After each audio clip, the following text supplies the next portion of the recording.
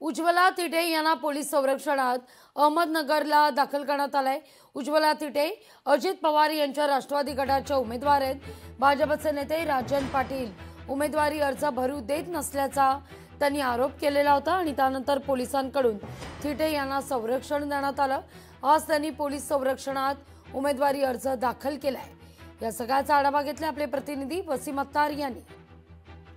मोहोळ तालुक्यातील अनगर नगरपंचायत समितीची जी आहे ते निवडणूक लागलेली आहे आणि या निवडणुकीच्या नगराध्यक्ष पदाचा फॉर्म भरण्यासाठी अजित पवार गटाचे उमेदवार उज्ज्वला तिटे या पोलीस संरक्षणासोबत जे आहे ते अनगर या ठिकाणी पोहोचलेले आहेत।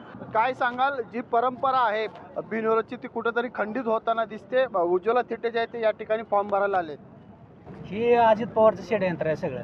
ही आजपर्यंत 60 वर्ष स्वातंत्र्य काळापासून जी परंपरा आहे बिनविरोधची, ही अजित पवारला मोडीत काढायची। हे मालक BJP मध्ये गेल्यामुळे ही षडयंत्र रचलेलं आहे अजित पवारने सगळं, बाकीचं काय कोणाला संबंध नाही। बिनविरोधचं षडयंत्र रचलेलं आहे।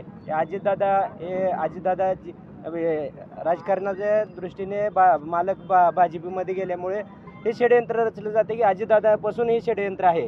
एका लेडीजला पुढे करून अजितदादा षडयंत्र रचतो आहे।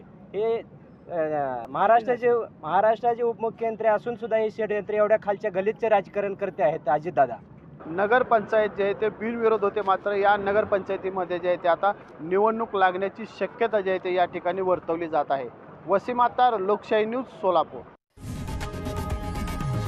लोकशाही मराठी ऐका, पहा, जागरूक रहा।